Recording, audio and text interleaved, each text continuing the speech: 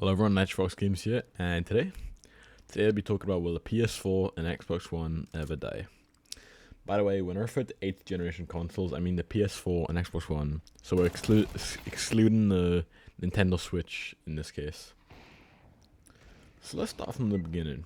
Both consoles were released in November 2013 and used hardware from AMD from around 2012.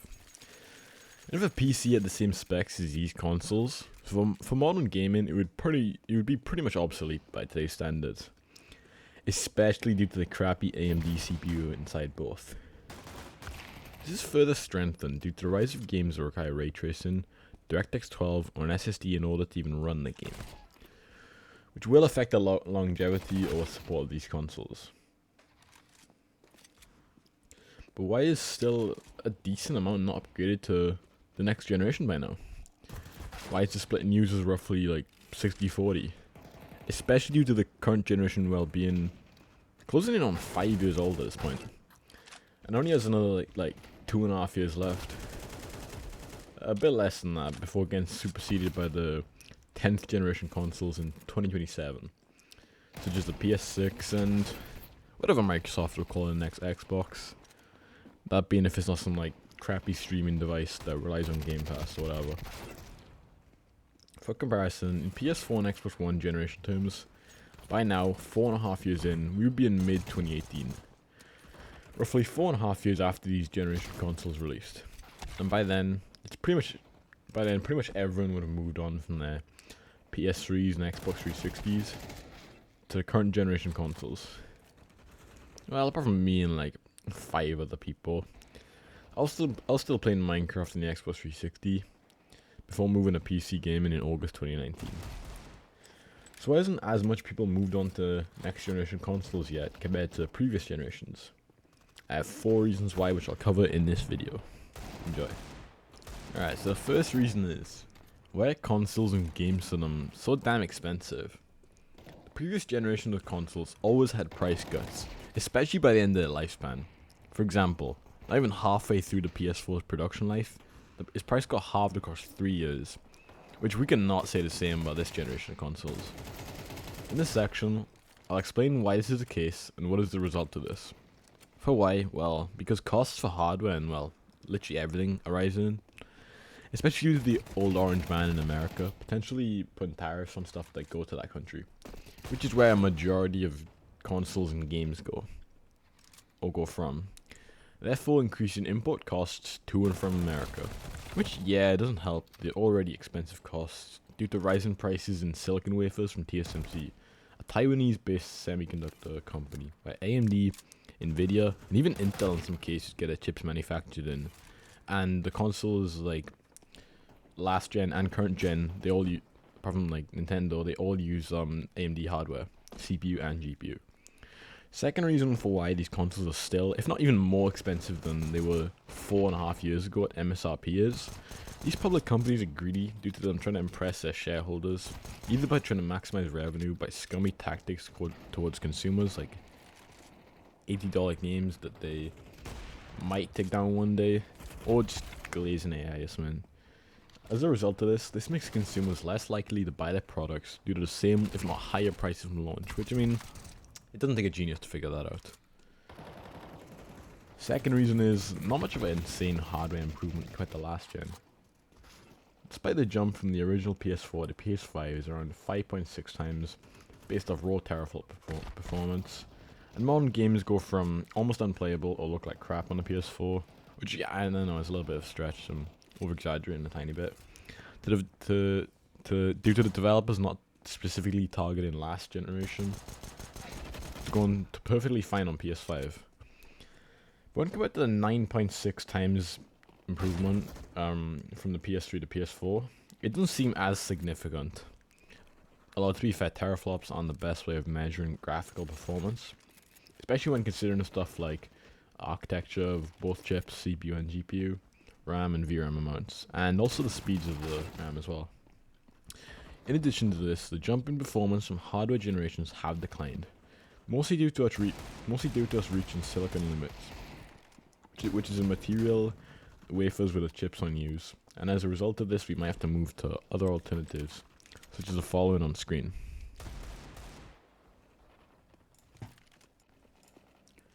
Now for the third reason, these consoles are still being supported, mostly by live service games.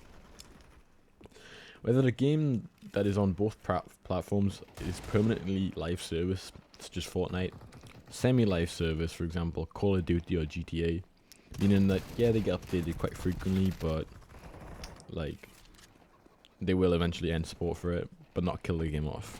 Or even not live service at all on single-player games. Some modern games are still being released on both generations of consoles, although it has declined a lot over the past 3 years. Games releasing for both generations isn't a bad thing, but does hold back graphical and even gameplay innovation in games, as a result of having to develop for previous generation consoles, which could affect development time, which could be used into polishing the game.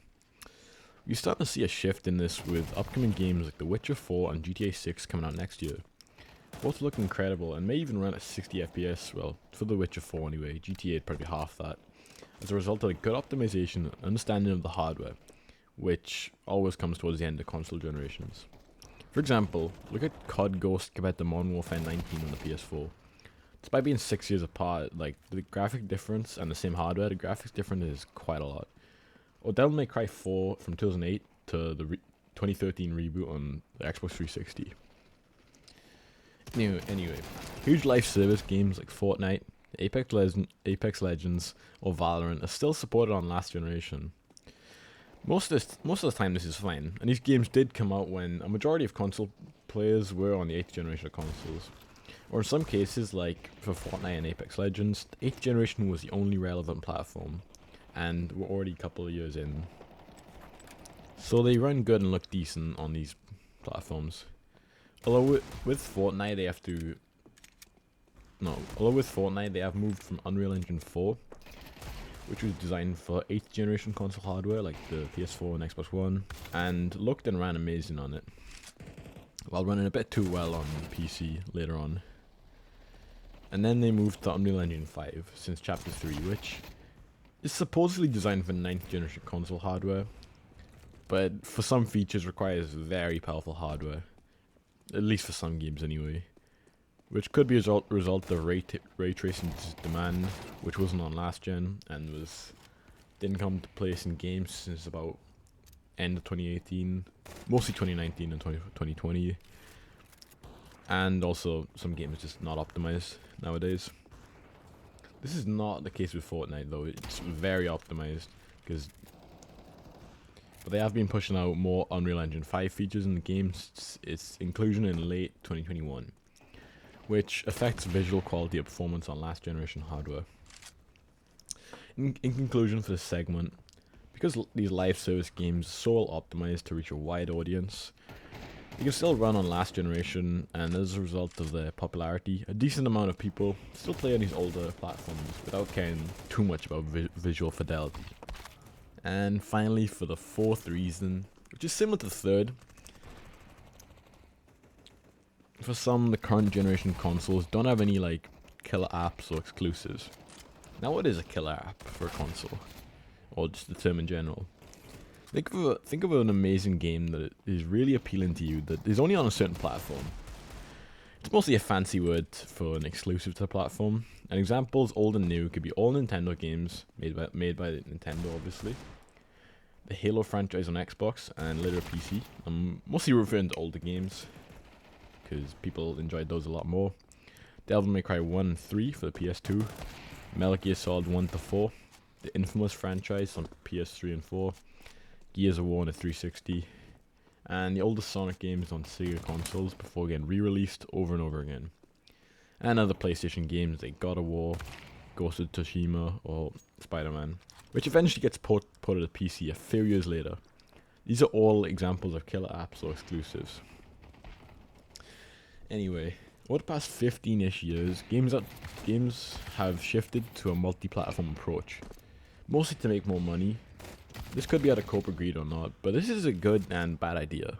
On one side, this is great for consumers, because they're able to play on different platforms.